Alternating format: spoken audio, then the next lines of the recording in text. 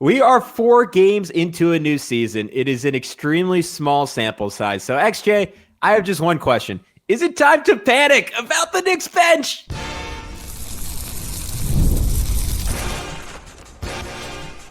You are Locked On Knicks, your daily New York Knicks podcast, part of the Locked On Podcast Network.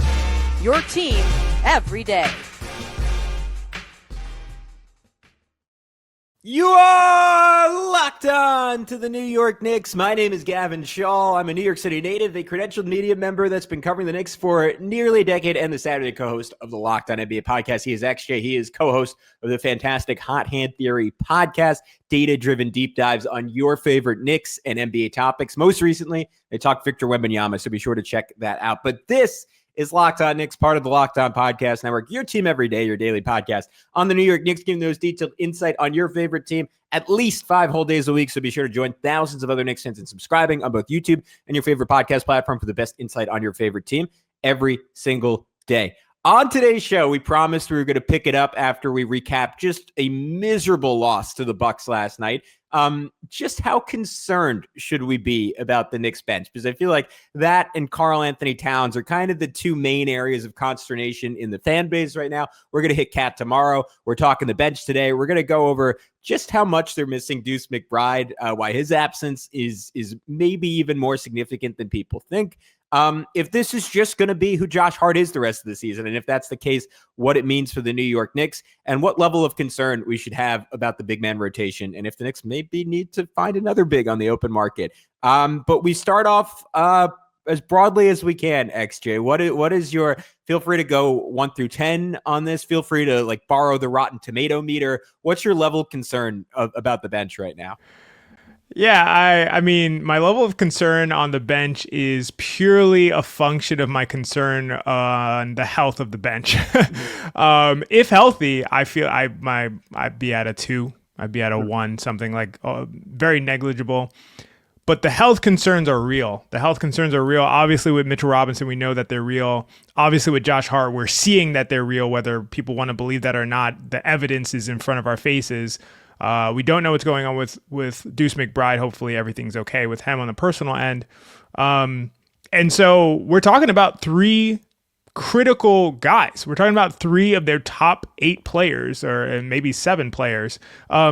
Anytime you're in a situation where you have 3 of your top 7 players either missing or limited or just completely MIA, in the case of Mitchell Robinson in this case, that's going to be concerning. And so I would go with, on the health situation, explicitly, say a 7 as far as my concern meter. And that's high for me. I don't get concerned with stuff really early on. I'm obviously generally going to be process over results oriented. I think the process has been good for the Knicks so far. So in most situations, it'd be no reason for me to be concerned, right? No, the health stuff is a problem. I don't know what's going to happen with Josh Hart. We'll talk about that.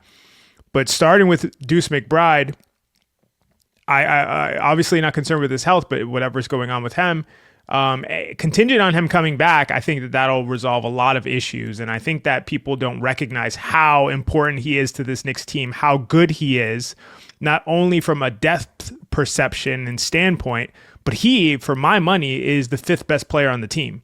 And so I really think he makes everything work. He makes tons of lineup constructions work really, really well. And that's a big 25 to, in some cases, 30 minutes that you're missing of a top 5 player. That's going to hurt your team no matter what. So, if the health situation gets addressed and resolved, my concern will plummet. But I could imagine a situation where that concern meter goes even higher than a 7, depending on the news we hear on Mitchell Robinson, depending on what happens with Josh Hart, and depending on when Deuce McBride comes back and if everything's okay with him. It's a very small sample size, and I'm going to caveat all of this. And actually, if you want to, at any point in the episode, go on a rant about why any of the numbers I referenced mean nothing, because it's just 4 games, you are more than free to do that. I think I need to be checked sometimes, because I occasionally abuse numbers to fit my narrative. But Deuce, in 58 minutes this season, well, even let's start simpler than that. He's played in 2 games. The Knicks have won those 2 games. He's not played in 2 games, and the Knicks have lost those 2 games against relatively the same same level of competition, I think, in all 4 games. So that is telling. Certainly, he has a plus 23 net rating. Again, that is in 58 total minutes. You take it with a massive grain of salt. That is, he shot well. He shot really well the first. Did he shoot really well both games? I should have pulled this up ahead of time. He shot great from 3. He was 4 for 6 game 1, 2 for 9 game 2. So he did not shoot that well in game 2. And yet, like, to your point, he just has this incredible overall impact on the team. I think his point of attack defense, his newfound defensive playmaking, that is something that like was one of the main points of appeal for him coming out of West Virginia, his steal rate. And we've seen it translate into the NBA in fits and spurts, but it feels like he's gotten to a level of functional athleticism where he can access it in the NBA the same way he did in college, which first of all is a testament for him as a small guard who is not like a 90th plus percentile athlete. For him to just work his way into that is extraordinary. And you just mix that in with his IQ, with his consistent willingness to make the functional extra pass in Tom Thibodeau's offense, to be an effective passer at times. It had to be innate. You almost had to be Tyler Kolek, or to some extent Jalen Brunson, in some ways Julius Randle, right? A guy who just like inherently is a brilliant playmaker and creative and has inherent gravity. In Mike Brown's offense, he opens up the ability for players like Deuce McBride, who do not have a ton of on-ball gravity, even though that's getting better, and are not like genius level passers like a Tyler Kolek, to be really high level functional playmakers. And I think that's part of the reason Deuce is maybe even more important this year than he was in years past. And XJ, I know you've talked about it. I've talked about it. We've consistently said this guy, it has been one of the 5 most important Knicks basically since his second year in the NBA. But I think in Mike Brown's system, he takes on an outsized importance, because when this Knicks offense is working at its best in the early season, much like in the first half of the Bucks game, it's because everyone's moving, everything's flowing, they have ideal spacing, and you have players consistently recognizing and executing just simple, like, next passing. Like, what is the next spot to hit on the court? How can I hit that fast? How can I get an easy shot for my teammate, whether it's via this pass or it's 3 passes down the line from that initial pass? And I think Deuce's combination of freneticism to get them out in transition with the defensive playmaking, and then freneticism in the half court with his movement, with what he's done on the ball, where he can exploit simple advantages now, and most importantly, as always with him, off the ball, where he has, outside of Jalen Brunson, maybe outside of Karl-Anthony Towns, the most gravity of anyone on this team, has to be guarded at all times. That opens up just a lot for the rest of the Knicks. And when you put in Landry Shamet for him, there are some inherent limitations there. When you have Josh Hart in for him, there are, the way Josh Hart's playing right now, there are even more limitations for him. And it's just this cascade effect that, and I'll let you expand on this, I think really hurts the whole team. Yeah, I love that you mentioned the cascading effect, because it's that domino effect that I think is most critical and is hardest to observe when you're watching the games. It's not just like his impact directly, but then it's like who replaces him and how the team has to adjust in those situations. So if you have Josh Hart playing instead of Deuce McBride minutes, things look a lot differently for everybody on the court, not just Josh Hart versus Deuce McBride in a vacuum, but the impact that has on everyone. Same thing for Jordan Clarkson, that type of situation. And if you look at, we're talking about small samples, and I'm not gonna berate you for your usage of small samples here, because that's all we have to kind of go on right now. Speaking of that, if we're looking at a data point like estimated plus minuses, single game impact numbers, which are very, very, very, very, I would not use this at home, folks, is what I'll say, but it does give you a slight sense of what's going on in an individual game, at least to some extent. Deuce is probably, in his 2 games that he's played, he was a plus 4.4 and a plus 2.3. And at this point, if let's say EPM was able to be calculated across 2 games or 4 games, he'd be the highest impact player on the team aside from Jalen Brunson. So I just think that is what he does in terms of the domino effect of his existence on the court, and how he puts other guys in really their best positions. Mikal Bridges gets to be in his best position defensively. OG Anunoby gets to be in his best position defensively. I don't think it's any coincidence that OG Anunoby had his best 2 games when Deuce McBride was also on the court. And also Jalen Brunson has a little bit more wiggle room. Karl-Anthony Towns has a little bit more wiggle room. Everybody's kind of right-sized into their role when Deuce McBride plays. And that's the value of Deuce McBride, not just his personal impact, but what he does to everyone else on the court and them playing to the best of their ability and playing within themselves is hugely important. And those are the things that kind of go unnoticed, and why I love players like McBride and why I think those guys can be a little maligned and overlooked despite all of this kind of downstream impact that they're having. Yeah, and it's exciting because, I mean, obviously we don't know what's going on with him. As you noted, we wish him the best. We hope everything's okay. You will presumably get him back next game potentially. Like he was questionable for the Bucks, and that is going to, I think, solve a lot of the surface level stuff. And maybe, I mean, like, to be clear, like, and this is just normal for any fan base, this isn't a specific critique of the Knicks fan base. There is a level of consternation right now that is just going to go away if the Knicks win 3 of their next 4 games. But our goal is not to be a good regular season team. The goal is to win a championship. And if the Knicks don't have a healthy Josh Hart this year, I personally don't think they can win a championship. We're going to talk about that in just a sec right here on Locked On Knicks.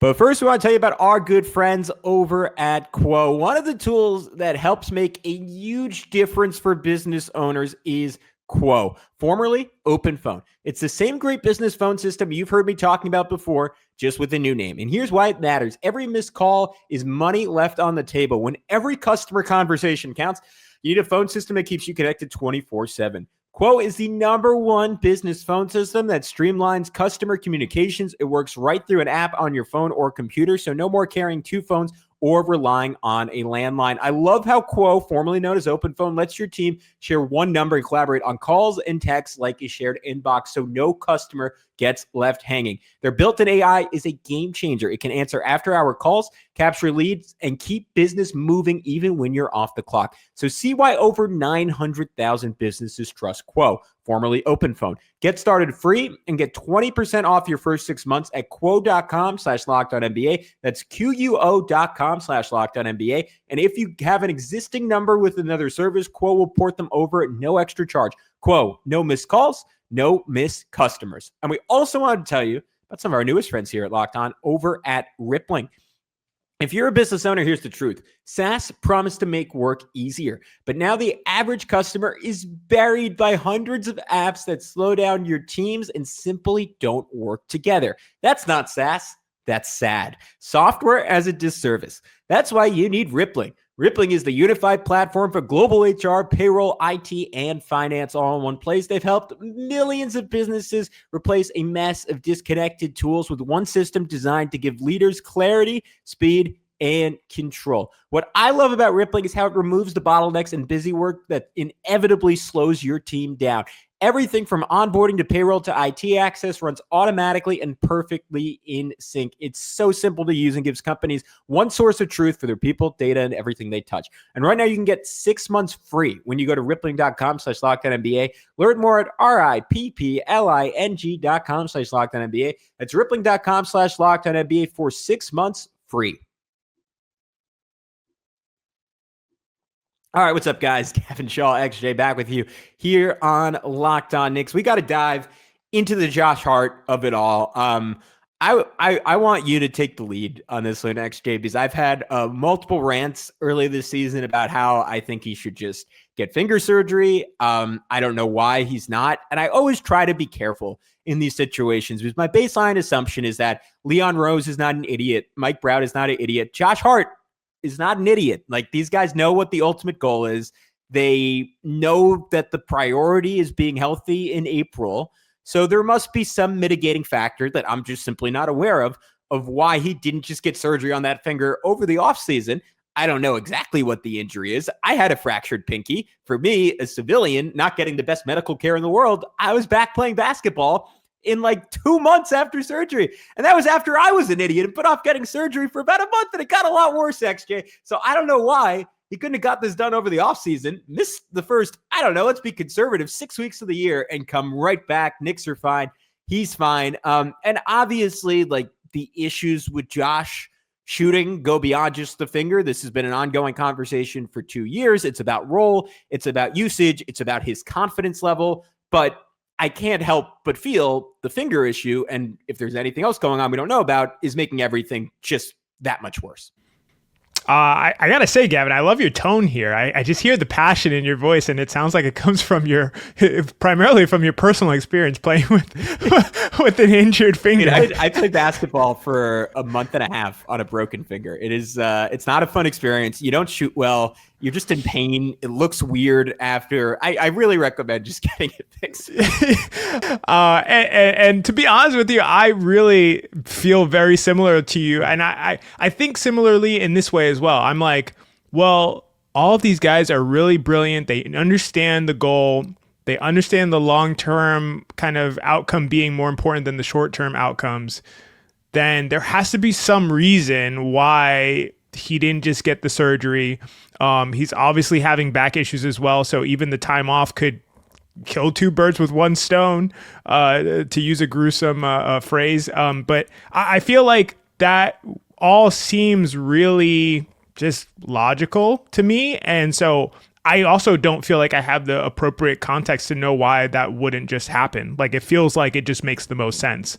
And I could imagine, and this feels unlikely, I could imagine him just going to do the surgery, like playing first, doing what you did, Gavin, saying like trying it out and being like, you know what, this is not working. I didn't know my finger was broke, so that was the difference. But all right. I didn't have health insurance at the time. Go ahead. I'll see. I see where the tone is coming from. It's all coming up from that place of frustration, and it's getting pushed on to Josh Hart, which I honestly feel that way too. I'm like, to me, is it just like a thing where he'd rather just not have surgery? Like, is he afraid of surgery or something like that? Like, that would make sense to me.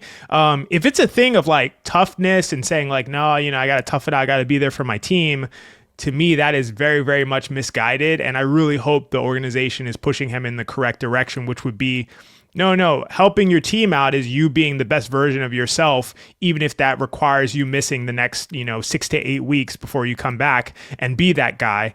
Because Josh Hart at his best obviously is a super high impact player, a guy who can do so many different things, can be in so many different lineups, can add such a dynamic that, quite frankly, no team in the league has, with their guard being the way that Josh Hart can play. And everybody knows that at this point. So to me, he has to get healthy. And if he's not healthy, this is why I have my panic meter at a 7, because the longer he goes, the less likely it is that he ends up addressing it. And the less likely it is that this thing looks better as the season goes on. We're not going to be able to see the Knicks win a title with Josh Hart shooting 11% from 3 and playing this way. It's just not going to happen. He's a key piece, and I just don't think if he's playing in games, he needs to be healthy. So this is a critical concern, along with Mitchell Robinson. It's such a bummer because I think you and I talked about this a little bit last night. We're both such big fans of Josh Hart, the player, and he has genuinely given me some of the best moments watching basketball I've ever experienced. I mean, the 3 to end the Sixers series in Game 6, like, I don't know if I've ever let out like a louder, just primal scream watching a game. Like, some of the rebounds he's gotten over the years. I mean, even when he was hampered, like that rebound he got to win Game 3 against the Pacers, where he just went crashing to the ground. Like, the dude's a superhero. He is a joy to watch.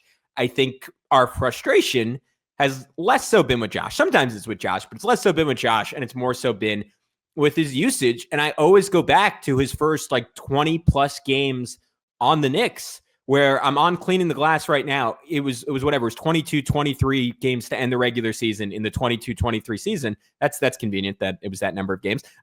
He had a plus 15.9 net rating. That was 99th percentile in the NBA. The Knicks were a 95th percentile offense when he was on the floor, a 97th percentile defense when he was on the floor. And you saw him in like this hyper-focused, scaled-down role. And Tom Thibodeau was using him as like a scalpel, right? Like, it was just like precise laser strikes of Josh Hart. And it was beautiful.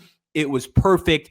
It was appropriate. It is exactly the way a player of Josh Hart's caliber, who's clearly one of the top 100 players in the NBA, maybe even higher than that, but also his very real limitations should be used on a super team. And that team wasn't even a super team. The 22-23 Knicks were very, very flawed, but Tom Thibodeau and maybe it was just because it was midseason and he was trying to figure out the best way to integrate him. Obviously in the playoffs, he scaled it up in a way that didn't work against the Miami Heat because he wasn't guarded, because he didn't shoot well in the playoffs. But in the regular season, it was such perfect usage of him. And under Mike Brown, I think we both kind of had the same idea, just with how deep the Knicks were. And also once it became clear that Mike Brown values the shooting. And he showed that again last night against the Milwaukee Bucks. Healthy Josh Hart, no Deuce, no Mitch. All conversation this preseason, we're like, well, it's between Mitch and Josh to be the fifth starter. And it turns out like maybe that was the initial thought process. But at this point, Josh is like way down the list to start because I think Mike Brown understands what the best role looks like for him.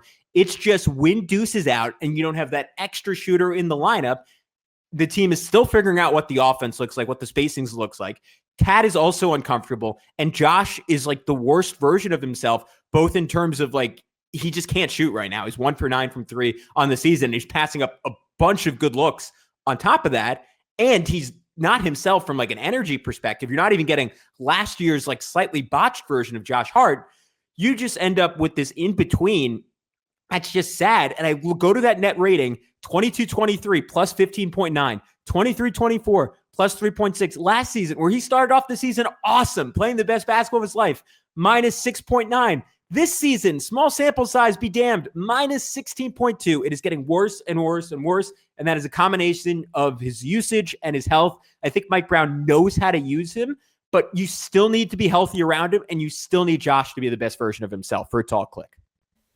Everything you said was on point. Usage, health, and confidence, to be honest with you. Confidence is such a huge factor for Josh Hart in terms of his shooting aggression, the way that he plays, the energy that he plays with. When he's confident, when he first came to the Knicks, something that I would also add is that he shot like 42% or something from three over those. 51%, I think. I'm going to keep talking. Well, I know it was an insane number. I was afraid to go that high, but yeah, I know it was an insane number for him and for anyone really. And so a lot of that has to do with confidence for him. If he believes in his shot and he's aggressive, he plays extremely well. It affects all facets of his game.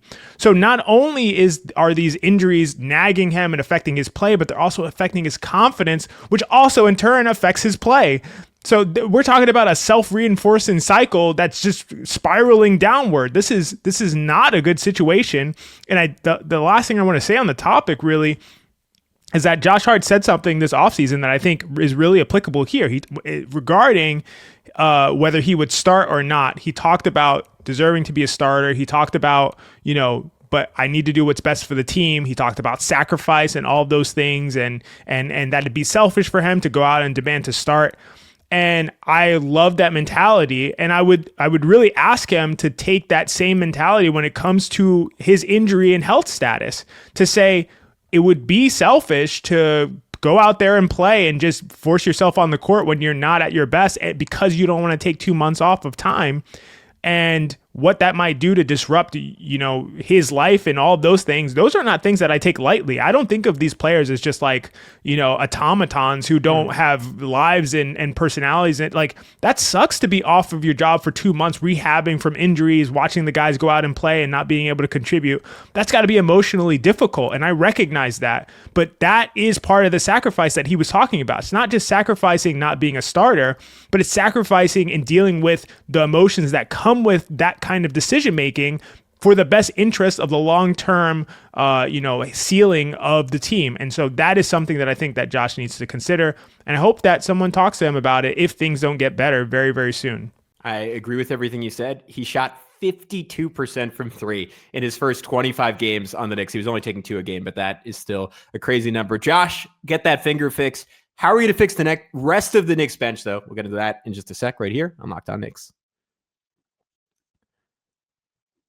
But first, we want to tell you about our good friends over at Peloton. Peloton is shaping the future of fitness with the brand new Peloton Cross Training Tread Plus, powered by Peloton IQ. It's their most advanced equipment yet, designed to give you real-time guidance and endless ways to move. Whether you're running, lifting, or cross-training with your favorite instructors, this is training reimagined. Peloton is built for breakthroughs with tools that help you plan, stay motivated, and reach peak performance. I love how the Peloton IQ system offers real-time strength coaching. It actually tracks your reps, suggests the right weights, and corrects your form, making every rep that much safer and smarter. The swivel screen is an absolute game changer. You can go from running on the Tread Plus to strength training without missing a beat. The personalized class recommendations keep you engaged. You get workouts tailored to your vibe and energy level each week. So let yourself run, lift, flex, and push forward. Explore the new Peloton Cross Training Tread Plus today at onepeloton.com. All right, what's up, guys? We are back here on Locked On Knicks. This could be a whole episode unto itself. Maybe it's something we'll discuss more in depth next week.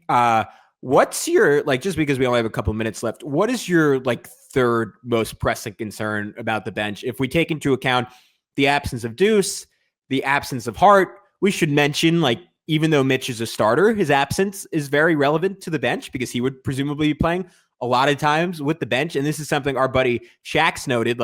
If you're going to have Hart out there, you're almost better off not pairing him with Cat and mitigating what Cat can do and just leaning into ugly Tibbs ball and throw Brunson, throw Hart, throw Mitch out there and just try to grind teams into dust because you're going to play awesome defense. And as we've seen from Jalen Brunson these last 2 games, he can single-handedly keep an offense afloat.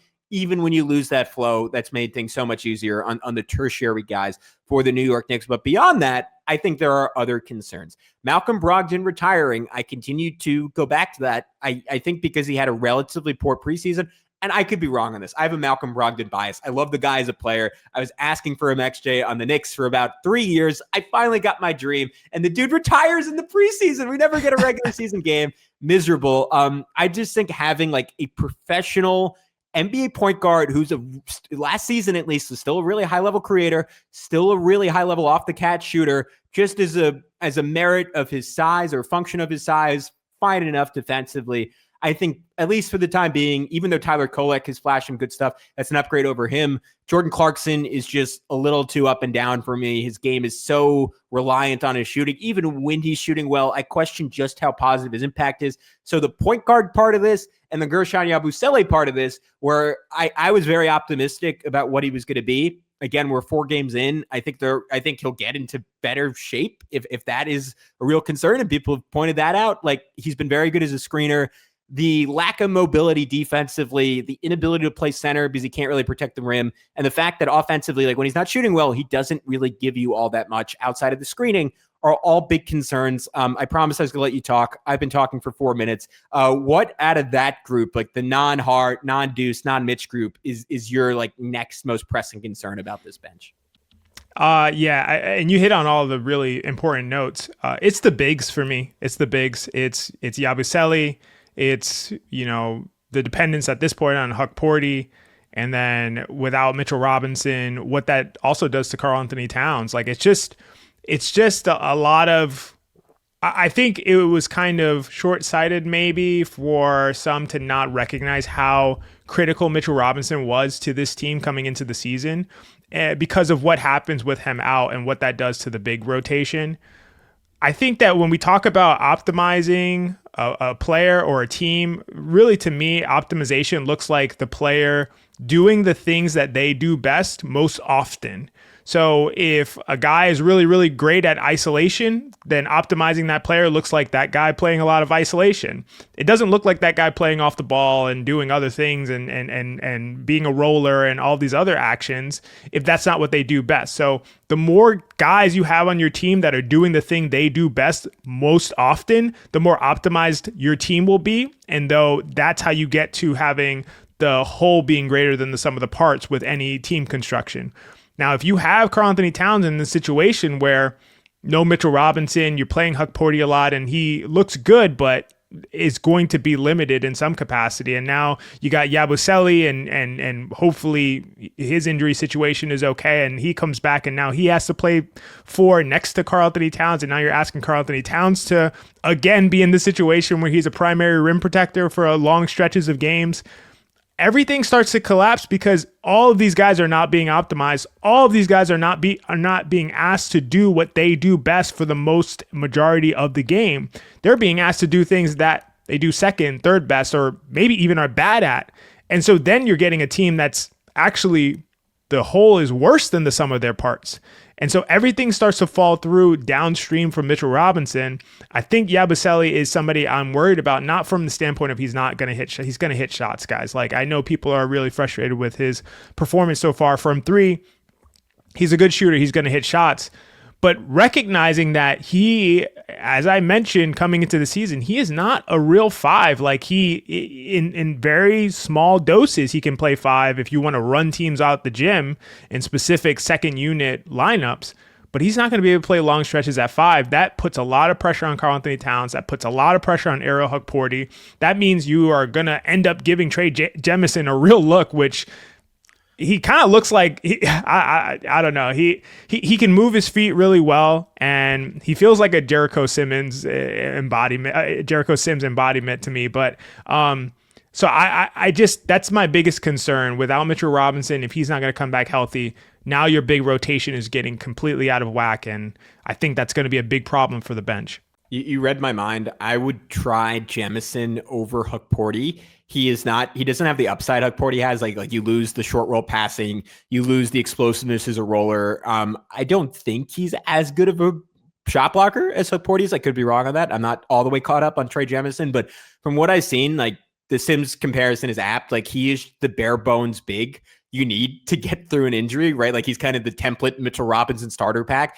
and is, like Yabusele, just a killer screen setter, which, again, like, if you're going to just pair him with Jalen Brunson for all of his minutes, or even Kolek could really thrive with a screen setter of that caliber, and just free those guys up. Like, Jalen can carry your offense. And to me, like, I'm a big Hukporti fan. I've made that very clear. I thought he was awesome in the first game. I don't think he's looked like an NBA level rotation player, at least against playoff caliber teams these last two games. Like, he looked overwhelmed yesterday against the Bucks. Granted, a lot of the possessions were against Giannis. Most second-year bigs who were the final pick in the draft are going to look overwhelmed. I'm excited about his future. I don't think that is the present. I would try Jemison a little bit more, particularly against the better teams on the Knicks schedule. But that'll do it for our bench breakdown. Come back tomorrow where we are together again. I'm really excited, man. 3 episodes this week. That's awesome.